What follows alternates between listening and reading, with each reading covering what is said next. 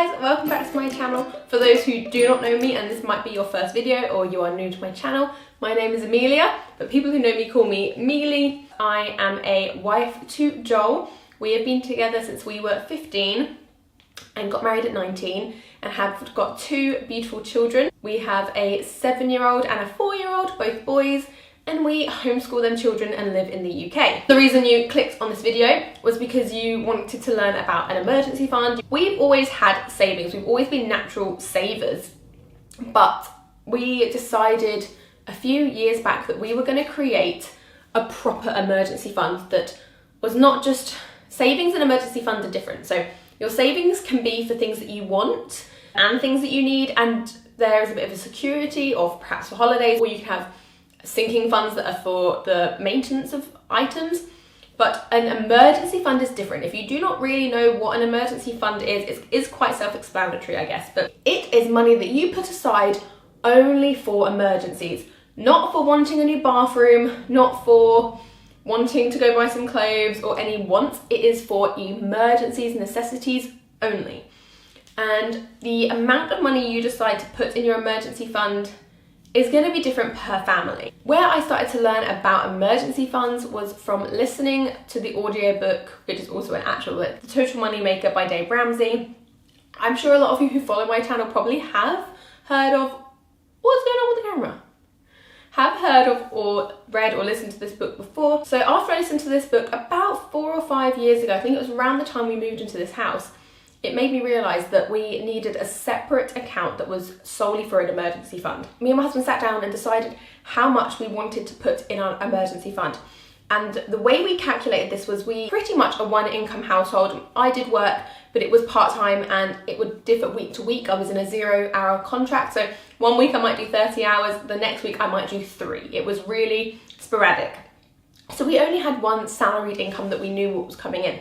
So the way we decided how much to put in our emergency fund was we wanted 6 months worth of income in our emergency fund. So that doesn't necessarily mean the income that we live off, but it means 6 months of being able to live off that money. We made sure that we saved enough so that if for some reason my husband lost his job, or if something happened, we could live off that income for 6 months. Yes, it wouldn't be necessarily the lifestyle that we perhaps live right now, but it would be a much more restricted lifestyle because we wouldn't be paying for the cars as much, we wouldn't be driving and doing all these things, but it would be the bare minimum. It would pay for our mortgage, pay for our bills, pay for our food shopping, on all of the essentials. So that is how we decided what our emergency fund was going to be. Of course, the emergency fund isn't just for if we lose a job, it's for if the boiler packs in and we need to buy another one. If more recently what has actually happened was we had a hole in our roof in the corner and we had to get that fixed, and that cost us £2,000, which is a lot of money. But we were in a really lucky and blessed place where we could afford to get it fixed within a week because of our emergency fund. Your emergency fund is going to be different to mine. So if you are in a household with 2 full-time incomes, then you might decide that 3 months of income would be enough for you, or 1 month, or whatever, because you know that if one person lost their job, the other one is still bringing in an income. Because we are a one-income household, we decided to go for 6 months. An emergency fund is just so important because, and especially if you are in a lot of debt, people might think, oh, I need to pay off my debt before I can get an emergency fund. No, the emergency fund is more important to prevent you from going into more debt. So if you have 500, 1,000, 2,000, however much you want in your emergency fund, it will be different for each person. But at least to begin with, if you can get a £500 emergency fund, it means that if something does happen that you would normally put on credit cards, you can then use that emergency fund to prevent more debt from happening. And it just gives you such security. When you're calculating your emergency fund, don't put in all the luxuries, but put in we could figure out how much per month you need for your mortgage or rent, your bills, the wind that is coming out of this chimney, jeez. Yeah, so your mortgage, your bills, your food, essentially any debt that you have, so any repayments that you do for loans or credit cards, and make sure you have enough to cover those. And anything where if you do not pay it, you are kind of screwed. So figure out how much that is per month, like figure out how much all the emergencies are, and then figure out how much, all the essentials, sorry, and then figure out how many months you would like to be covered for. If you're a two for household income, then maybe 3 months. If you're a one income household, maybe 6 months, and then times it by that amount. That is the number that you want to aim for to get into your emergency fund. And yes, you might be thinking, well, that's all well and good, but how do I save for an emergency fund? Month to month, we are only just about getting by as it is. Here are my tips on how to get an emergency fund and how we actually accumulated our emergency fund. They are not necessarily fun, they are not exciting. It can be a really slow process. It did, to get us to the amount of money that we want in our emergency fund, it did take us 4 years. It was a really slow process. Building up an emergency fund for someone who has quite a lot of expendable cash is going to be a lot easier, of course, than for someone who doesn't. The way that you can save up for an emergency fund is, first, go through your bills currently. Go through how much you are spending on everything. And then look at anything that you can change, cancel, or get smaller. What we did was we went through all of our spending and saw where we could rein back. So any of your subscription services, if you're signed up to Netflix, Amazon Prime, I don't know, the Hulus, the Disney Pluses, I don't even know all of the subscriptions, Spotify, then if you're really serious about saving an emergency fund, cancel all of them, but change the direct debit to go into a separate account. So just in that alone, if you can cancel all of those, you are saving yourself 50, 60, 70 pounds plus on that you can immediately put into your emergency fund. Then see where you can cancel other things. So during this time, you obviously need to pay all of the essentials, but if you can perhaps start walking to work for a bit rather than driving, save that money on fuel. If you can cut back your food shopping bills to the half and then save that. If you spend loads of money going shopping, or if you go out for food, for dinners once a week, quit going out to eat. And that in itself, you're saving 50 to 100 pounds per week just by not going out to eat. All of these little things do really add up. However, what we did to save ours, like my husband's salary just about covered everything we needed it to. So what I did was I went and got a job. My son was about 3 months old and I contacted the local pub and I started to work there.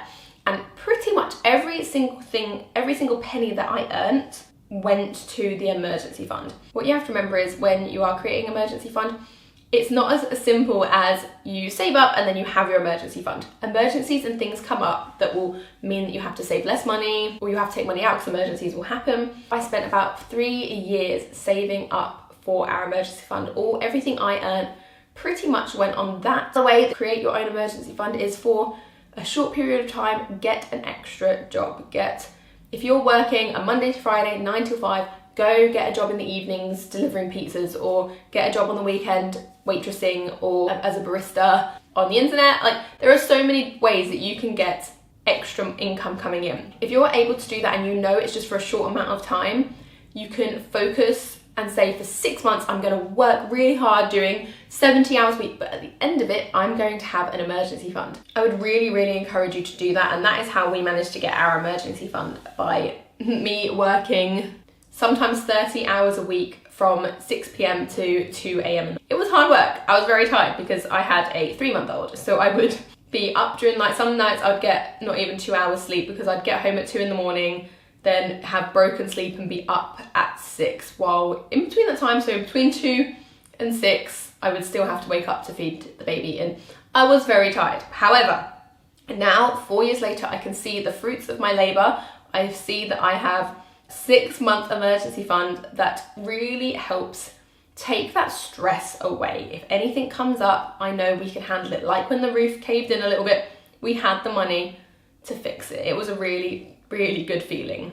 Another way you can also, and I did do this a bit, is earn a bit of money, is sell things around your house that you do not need. My camera is really not working for me today. If you can sell a few things that you need, if you've got clothes that you don't wear, if you can declutter out things that you don't want and earn money from it, then that can go into your emergency fund as well. The important thing about deciding to do your emergency fund is go through your budget, figure out what can change, and what you might find is during this process that you generally just have a bit extra cash. So let's say you've been really frugal, been saving as much as you can into your emergency fund, and you still have debt. Once you have your emergency fund in place, all of that money you were saving towards it can go towards your bills. You might realize that living this life has helped you realize you don't need a lot of the stuff that you thought you did, like, and they were just wants, and you can start living a more frugal life and realizing that financial freedom really helps your mental stability. Taking that materialisticness away really helps mental state, I found.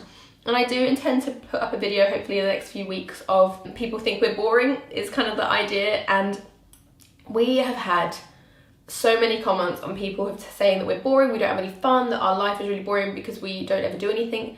And you know what? Let them say them things, because I know my being, I am so content and happy. Me and my husband, yeah, people from the outside might look at our life and think that we are boring, but I don't see it like that at all. I see it as we are really content and really happy. Like, we don't have to live for the next holiday. We don't have to live for the next big thing. We enjoy the small stuff. The joys of living a frugal life is it gives you freedom. I'm really excited the way we're going. We might be able to retire really early and then just relax. But anyway, there's my rambles of a frugal lady. I hope you enjoyed this video. If you have any questions, if I missed anything out, please ask down below. I tend to, a lot of the time, I get down in front of the camera and start to film, and then I realise when I'm editing, oh, I forgot to say this, I forgot to say that. I even write everything down, I still sometimes forget. But yeah, that is everything for today. I hope you enjoyed this video. I hope it helped you and inspired you to go and get an emergency fund. Have an amazing day and an amazing week. I will see you in my next